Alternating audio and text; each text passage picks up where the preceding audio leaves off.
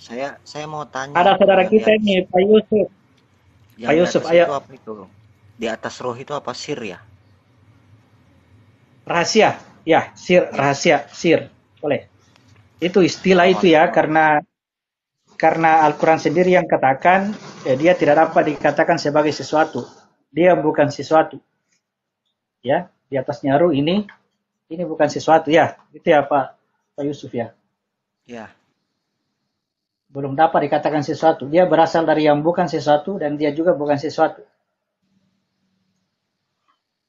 Oke, baik. Pak Yusuf lanjut. Apa yang dilanjut? Pak Yusuf. Ya, Pak Yusuf lanjut. Apa Lanjut yang dilanjut? pertanyaannya, Bang Yusuf.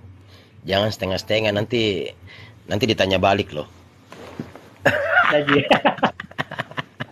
Enggak, teman-teman, teman kan dah. Oh Memang iya dia iya kalau iya. bertanya, Akrab ya. dia Sudah akrab. bertanya tuh setengah-setengah. Dia bertanya setengah-setengah.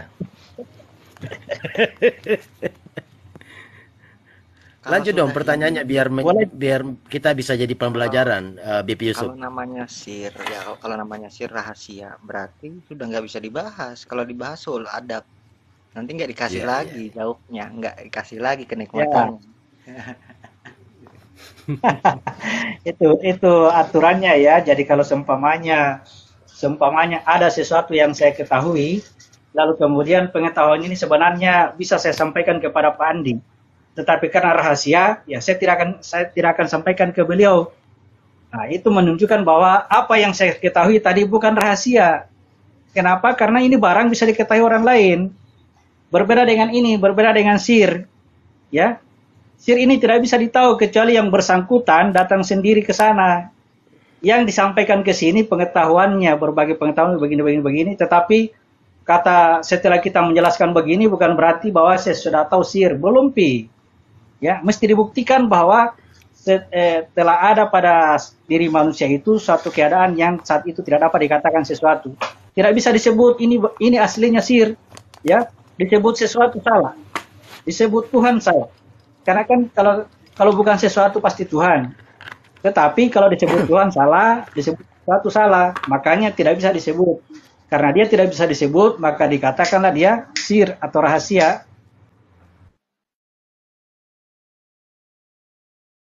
yang bisa berjalan. Di atasnya itu sir itu beradanya di atasnya ruh. Sedangkan ruh juga keadaannya juga seperti itu. Ketika orang bertanya kepadamu tentang ruh, katakan bahwa ruh itu adalah urusannya Tuhan. Ya, pengetahuan yang sampai kepadamu itu sedikit. Yang mana itu pengetahuan ruh yang sedikit itu? Ini kata Allah, pengetahuan tentang ruh yang sedikit itu satu Al-Quran bentuknya. Ini yang kata Allah ini pengetahuannya sedikit. Bayangkan ini satu Al-Quran dikatakan sedikit. Kenapa? Karena ini versi Allah. Ya, menurut kita ini luar biasa, ini Al-Quran. Menurut Allah itu sedikit. Pengetahuan yang sebenarnya itu adalah setelah kita sampai kepada ruh itu sendiri. Maksudnya dialami, bukan dicerita. Gitu ya, Pak Boleh Yusuf, saya kira-kira. ah, Kira-kira. boleh saya mendengar yang itu, Ya, yang 3422, surah 34 ayat 22 itu ya. penjelasannya. Kalau boleh, karena saya baru baru gabung kan. Itu saja. Kalau boleh. 34 ayat 22, bahwa segala kekuasaan itu adalah milik Allah, tidak ada kekuasaan yang lain sebesar zarah, tidak ada kekuasaan yang lain sebesar zarah, semua itu kuasa adalah milik Allah. Kemudian Allah itu tidak butuh pembantu, ya. Allah itu tidak butuh diganti. Kalau kita sebagai pengganti Allah, sebagai khalifah di muka bumi, pengganti, dibahasakan Allah itu tidak butuh diganti. Apalagi ketika dia mencipta, dia tidak memerlukan yang lain untuk mencipta. Dia sendiri yang mencipta. Bacanya begini. Ya, coba dibaca ulang. Saya ulang. Katakanlah Muhammad, serulah mereka yang kamu anggap sebagai Tuhan selain Allah. Mereka tidak memiliki kekuasaan seberat zarah pun di langit dan di bumi. Dan mereka sama sekali tidak mempunyai peran serta dalam penciptaan langit dan bumi. Dan tidak ada di antara mereka yang menjadi pembantu baginya. Ya, ya, semua kuasa adalah miliknya. Jadi tidak ada kata maha sebenarnya, karena yang sebesar zarah saja kata Allah itu bukan, mereka tidak punya. Sebesar zarah, sebesar atom sedikit saja mereka tidak punya. Jadi tidak ada kata maha, yang memang yang kuat itu Allah, yang mencipta itu Allah, yang mengatur Allah, yang memberi Allah. Semua adalah walillahi asmaul husna. Allah itu punya nama-nama yang baik. Gimana Bang Yusuf? Ya. Bang Lalu Yusuf apa buka. apa apa korelasinya dengan itu, kan di papan tulis ada itu. Saya lagi memperhatikannya di papan tulis itu di belakang kepala sampean gitu. Ya, Iya, itu kan 34 ayat 22 kan? Ya, betul. Ya. Sabar. Nah, ya. 34 ayat 22 ini ya. Sabar. Sini ya. Artinya ya, artinya Karena ini yang berpotensi dipertuhankan oleh manusia. Berpotensi dipertuhankan oleh manusia. Hawa nafsu dipertuhankan, jiwa dipertuhankan, ruh dipertuhankan, rahasia dipertuhankan. Padahal kata Allah jangan mempertuhankan ini, ya, jangan mempertuhankan salah satu dari yang ini. Kenapa? Karena seluruh kekuatan yang dia miliki ini milik Allah. Alif, lam, lam, ha, semuanya, tidak boleh sedikit-sedikit atau satu-satu bagian. Olehnya itu kekuatan yang dilakukan oleh ini adalah kekuatannya Allah. Kekuatan yang dilakukan oleh ini kekuatannya Allah. Tetapi jangan sebut dia Tuhan. Kekuatan yang dilakukan oleh Isa adalah kekuatannya Allah. Tetapi jangan sebut dia Tuhan. Kekuatan yang dilakukan oleh Muhammad adalah kekuatannya Allah. Misalnya apa itu kekuatan yang dilakukan oleh Muhammad? Ya, ada teguran dalam Al-Quran.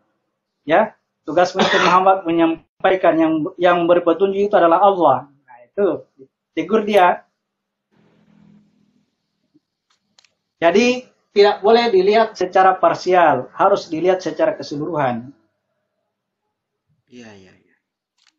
Gitu ya. Oh, begitu tadi. Oh, Pak Yusuf tadi tidak ikut pembahasan ini ya? Pembahasannya Alif Lam Lam Ha tadi. Ya, boleh. Ya. Praktek zikir dan salawat ini catatannya Pak Yusuf di bawah ini, praktek zikir dan salawat tanpa kata, tanpa suara ini seharusnya dikehendaki oleh Allah, ya. Ketika itu tadi nyata itu dalam bentuk perbuatan, tidak ada ucapan, tidak ada suara, tidak ada kata-kata, diam, maka itu pasti akan jumpa dengan Tuhan. Tapi kalau berkata-kata baik dalam hati maupun apa itu masih jauh. Jadi kalau sudah fase diam, di sini itu sudah tersimpan, ini tidak terucap, ya. Ini namanya rahasia. Hanya dipahami, hanya dimengerti. Oh dia, dimengerti saja. Itulah kita terus belajar untuk mempraktekkan itu. Ya. Jadi memang keadaannya ketika kita sudah menjadi manusia berjasad ini dikuasai oleh hawa nafsu, ya mau tidak mau kita juga harus berjasad. Karena apa? Karena itulah rencana awal dari Allah, rencana semula bahwa dia akan menjadikan khalifah di muka bumi. Untuk bisa menjadikan khalifah mesti ada barang seperti ini, jasad ini. Pada jasad ini kekuatan hawa nafsu ada di situ. Yang digarisbawahi sebagai kekuatannya iblis. Maka ya datanglah petunjuk supaya kita bisa mengendalikan kekuatan iblis dan mengangkat kekuatan ruh yang ada pada diri kita. Supaya tadi ketika terjadi itu tadi zikir, ya ketika terjadi tadi asma Allah, seorang hamba itu mampu berzikir, mampu mengingat kepada Allah. Kalau tidak, dia akan digerogoti oleh hawa nafsu. Hawa nafsu akan menjadikan dia berlaku sombong. Misalkan dibahasakan, wah ini luar biasa ini, Pak Labi ini kajiannya luar biasa. Wah itu cerita iblis. Ini iblis lagi datang menggoda ini kalau begini. Supaya itu kalau goyang-goyang telingaku, goyang-goyang karena dipuji itu, sudah terperangkap lagi. Banyak sekali perangkapnya iblis ini, Bang Herman ya. Bahkan dalam kebaikan. Iya, betul. Bahkan dalam kebaikan juga. Kamu itu sudah baik. Ya, Dan sama Bang Heri. Perangkapnya ada semua di Bang. Itu Pak Yusuf juga yang di atas kadang jadi murtad, kadang jadi malaikat, itu kadang beliau. Kadang-kadang. sesama dia ini biar misalnya menghakimi, ayo lanjut.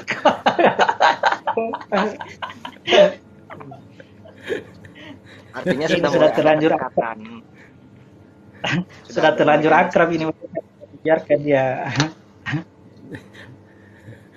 Ah itu Bang Ray itu, Ustadz Min kasih naik dulu. Itu yang dari Aceh, Aceh. Pak Pol dari Aceh itu, Bang Ray itu. Yang Bang Her murtad dulu. Ah itu. Supaya Aceh dan Papua bersatu kan jadinya Nusantara Indonesia. Banyak pertanyaannya itu, Ainul Pak Hayat, Ustadz. Abang, Bang Ray, Bang Ray. Basir, Bangkir, Ica, terhilang. Bang Yasir, Bang Ray. Ah, jangan Muhammad, Bang Ray kayaknya dia Andi, privat itu. Bang Ray, Bang Ray. Ayo naik Bang Ray, pertanyaannya bagus-bagus itu Bang Ray itu. Itu maaf Rayani, dari tadi bukan. bertanya itu. tidak ada. Ah, itu yang Hilang. ada komen itu ya, Pak Ustadz, ada komennya itu. Gak usah katanya itu dari Aceh. Jadi kalau Aceh dan Papua kan jadinya Indonesia toh? Di bawah aja Ustadz. Oh iya. Oh Ya ada komen itu Pak Ustadz. Oh itu nggak usah. Tapi Pantas walaupun hilang. walaupun Aceh dan Ya, juga privat, privat. Papua bersatu tanpa adanya Kalimantan tidak akan Kalimantan, ya. Siap Om di Kalimantan. Ini Sultan Aulia dari Kalimantan. Sekarang Kalimantan tepuk tangan karena jadi pusat media.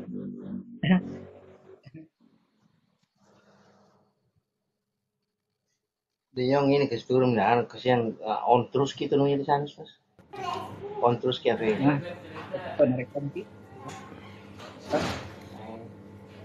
Ya, siapa tahu beliau mereka untuk ini toh. ya. Juga yang Yusuf Saran yang dari sudah teman. senior. Kalau saya mau tanyakan ini Postas. Saya ingin bertanya ini Ya. Pak Ustadz Mimha, boleh ya? Ya. Ya lanjut. Ini yang berhubungan dengan catat ini. Makanya saya bertanya, Oh, saya catat. luar biasa. Ayo. Luar Mana tadi, biasa mana? Om Yusuf ini. Eh, Mana Ayo, catatannya Om cat. Yusuf?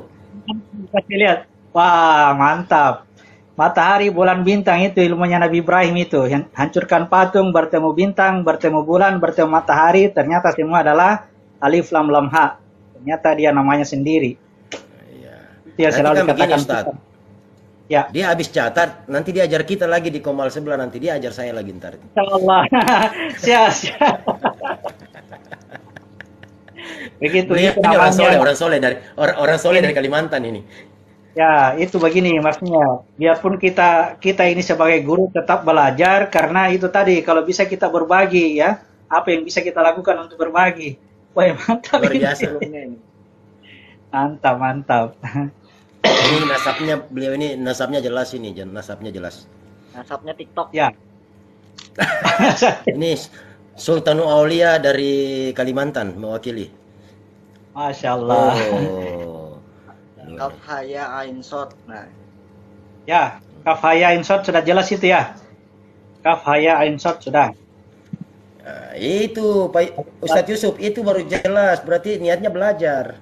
Saya punya catatan banyak ini ke Ustadz Mim. Ada di VT ku simpan. Di VT-nya beliau.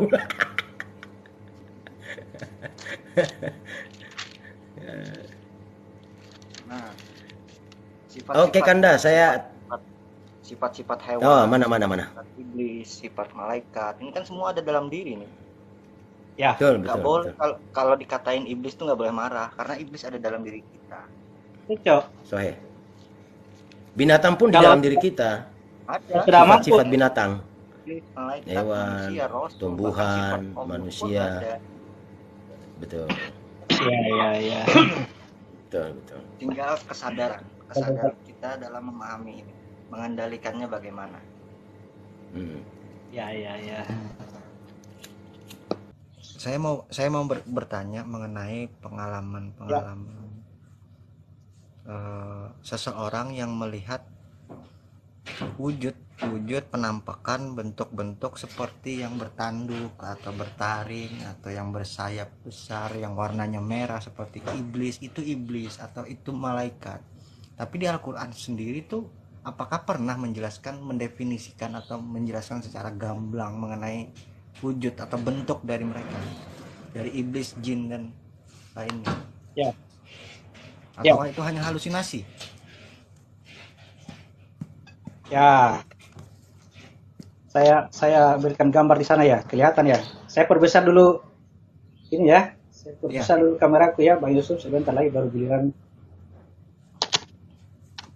Aduh, jaringan masih lambat, masih proses loading. Kita lihat masih proses loading. Oke. Cek. Ya. Jadi perjalanan spiritual kita, ya, kalau tidak melewati titik ini, ya, ada jalur-jalur penyimpangan yang lain, ada jalur penyimpangan, ya. Seperti dalam perjalanan kita seumpamanya keluar dari jasad lalu masuk ke wilayah jiwa misalnya, ketika sampai di sini ini banyak sekali gangguan. Ada yang katanya tadi kalau bertanduk seumpamanya atau merah atau mukanya jelek, ketahuan di bawah itu setan. Persoalannya lagi yang lebih berbahaya adalah penampakannya sangat gagah, berbau harum dan sebagainya. Kapan mengikuti standar yang diajarkan Al-Quran, kita akan kelabakan di situ karena penampakannya ya bukan setan, tapi sangat katakanlah bersurban, pakaian putih, gagah. Tapi itu sebenarnya gangguan. Karena yang asli itu tadi, yang asli ketika ini diperjalankan, tidak ada yang lain selain diri kita sendiri. Sampai ke wilayah puncak itu tidak ada yang lain. Jadi sangat mudah. Makanya selalu bahasakan la ilaha illallah. Artinya tolak dulu, dinafikan dulu. Tolak. Jangan. Seperti Maryam ketika kedatangan Jibril. Bagaimana itu kalau Jibril datang kepada kita? Wah, luar biasa itu. Kalau kita yang kedatangan begitu mungkin langsung katakan, wah ini saya datang Jibril. Tetapi Maryam tidak, dia tolak dulu. Pergilah kau dari sini. Ya, seperti itu. Kenapa? Karena yang asli ini, kalau ini mengikuti ini, yang asli itu tidak bisa diusir dia. Ya, yang asli itu kerjaannya dia mengusir, bukan diusir. Mengusir, menafikan. Bukan menafikan, itu yang asli. Tidak bisa dinafikan. Betul Pak Yusuf? Ya, yang asli itu menafikan. Tidak bisa dinafikan. Jadi kalau memang bisa dinafikan, bukan dia itu. Hilangkan saja, biar gagah, biar yang di titik yang itu di titik aturannya dari jiwa itu tadi Al-Quran. berarti ranah-ranah pertarungan ya, ranah-ranah apa namanya, Ya, dilema ya, atau bahkan sebutannya. Yaitu malaikat kan ranahnya bahkan udah nur setingkat itu. di wilayah Ru tadi yang bahkan di wilayahnya setingkat dengan Ru yang saya katakan tadi didatangi oleh Jibril bagi Maryam itu tetap berlaku itu nafi isbat, ya, berlaku hukum meniadakan, tiadakan. Begitu rumusnya kalau berspiritual. Dan yang mampu melakukan perlawanan terhadap peniadaan ini yang membuat kita kuat untuk meniadakan itu adalah kekuatan Imam Mahdi atau kemampuan kita memahami Al-Quran. Jadi kekuatan kita justru di Al-Quran itu sendiri. Ya. Itu namanya Imam Mahdi. Pemimpin yang mengarahkan kita kepada kebenaran, kepada petunjuk. Jadi tugas kita hanya melakukan perlawanan, tolak. Supaya datang itu penolong. Kalau penolong itu adalah Al-Quran itu sendiri, sang ruh itu. Wah itu, nanti dia yang tolong. Karena dia cahaya terang yang bisa menghilangkan seluruh kegelapan. Ya, wilayah Isa ya berarti itu ya. Nah, Isa itu Al-Haq.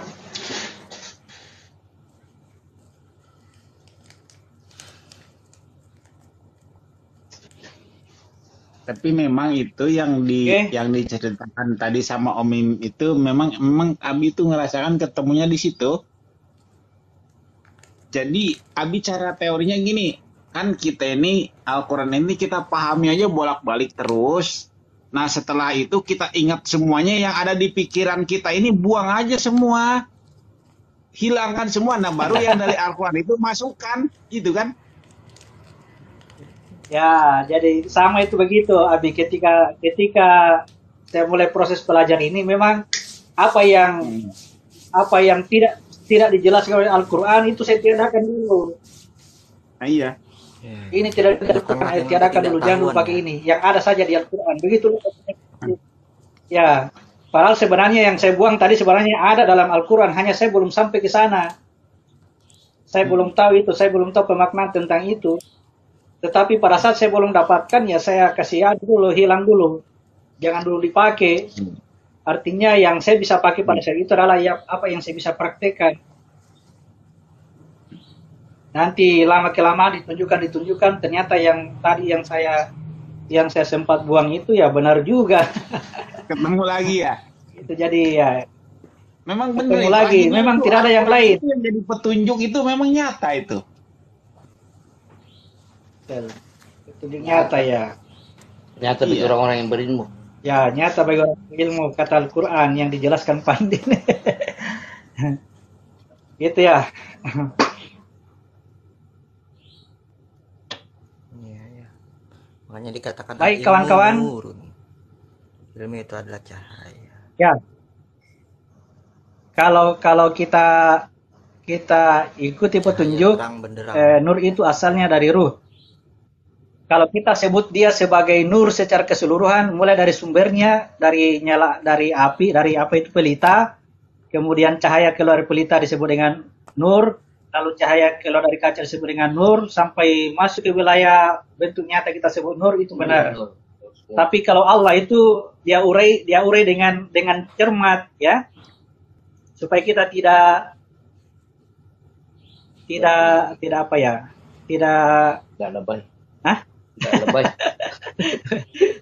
Supaya tidak rancu dalam memahaminya, dia urutkan bahwa sumbernya itu disebut dengan pelita. Lalu kemudian cahaya pertama yang keluar dari pelita itu nama ruh. Ya, itu yang disebut dengan ruh, cahaya kebenaran, cahaya asli.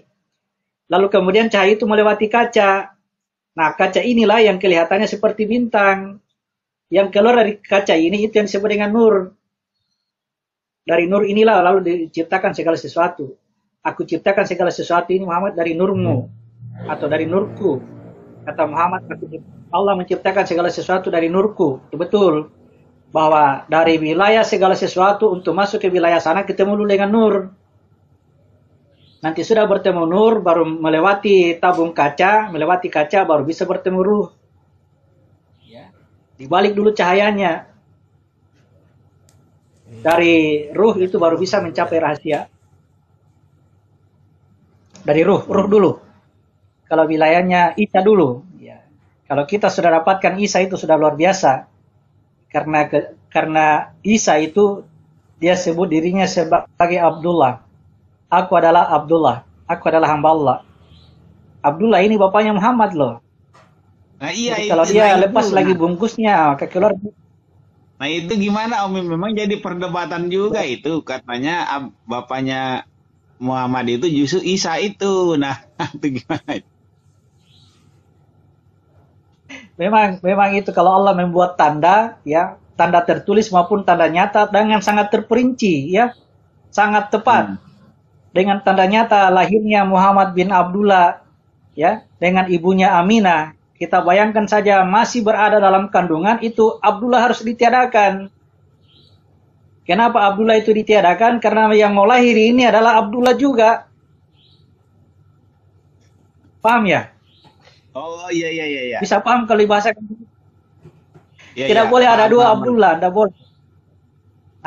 Masih dalam kandungannya Aminah, Abdullah itu meninggal. Karena yang mau dilahirkan adalah Abdullah. Isa itu tadi, ruh itu. Lalu kemudian setelah Muhammad berusia 6 tahun, sudah mulai akil balik, sudah bisa menjalankan amanah, maka ibunya juga ditiadakan. Kenapa? Karena ibunya itu sudah ada pada dirinya Muhammad, namanya Aminah, karena amanah. Jadi amanah ya. Lengkaplah sudah. Jadi pemberian nama dengan sebutan Abdullah, ya ibunya Aminah. Ya demikianlah itu nanti kalau kita kembali.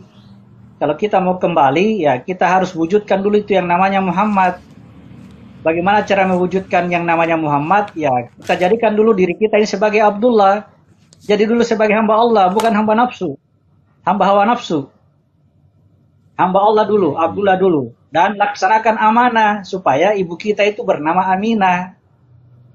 Kalau menyatu Aminah dengan Abdullah pada diri kita melalui kalimat syahadat, maka lahirlah yang namanya Muhammad, orang terpuji. Nah, inilah yang akan diantar oleh Isa kepada Bapa. Diantar oleh Isa Wah, kepada iya. Bapa itu. Ini baru ketemu ini Om. Iya, iya. Iya, iya, iya, iya, iya. Ilmunya Muhammad dengan ilmunya Isa satu paket, tak terpisahkan. Tidak terpisahkan itu.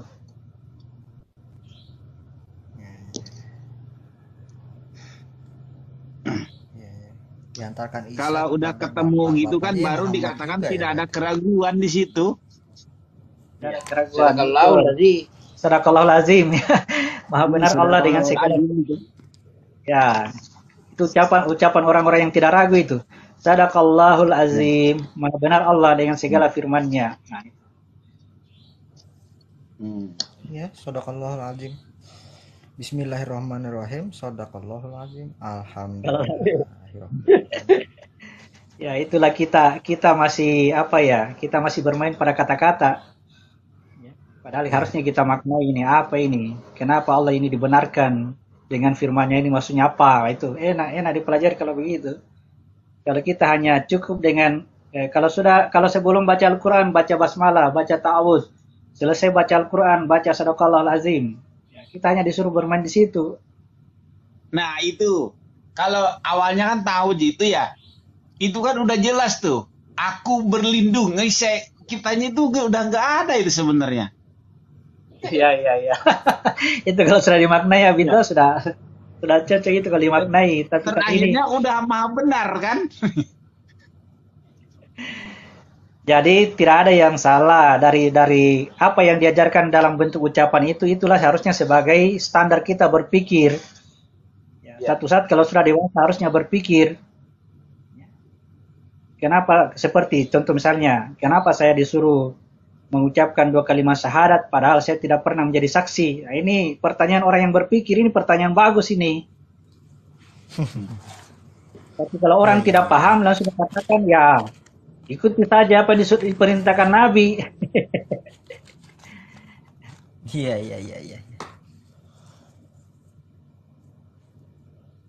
Akhirnya nggak paham-paham Padahal kalau kayak tadi- gitu, Om.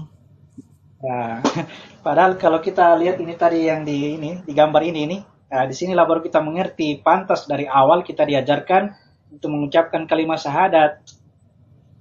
Gara-gara ini nih, gara-gara bahwa dia itu meliputi segala sesuatu, dia meliputi semuanya, tidak terpisah-pisah, tidak parsial, tidak pernah berpisah antara wujud pemilik nama dengan yang dinamakan, dengan sifatnya, dengan apalagi dengan namanya, tidak terpisah. Iya. Memang di situ Persatuan Esa. dikatakan syahadat itu ternyata memang kita itu setiap saat menyaksikan itu. Itu yang benar, Abi. Makanya kan tinggal kita tahu, tinggal kita ketahui. Rasanya kita ini kita ini menyaksikan. Iya. Ya, hanya itu saja. Makanya tadi di surat berapa tadi? Surat 41 ayat 54. Coba kita buka di situ surat 41 ayat 54. Pan dibacakan. Siap. Ya, 5 menit lagi, Pak. 5 menit lagi. 5 Berapa menit. tadi? 41. 41 ayat 54. Fusilat ya? Bukan. Fusilat 5. 54. 54. Ingatlah. Jadi ingat ya, Abi ya.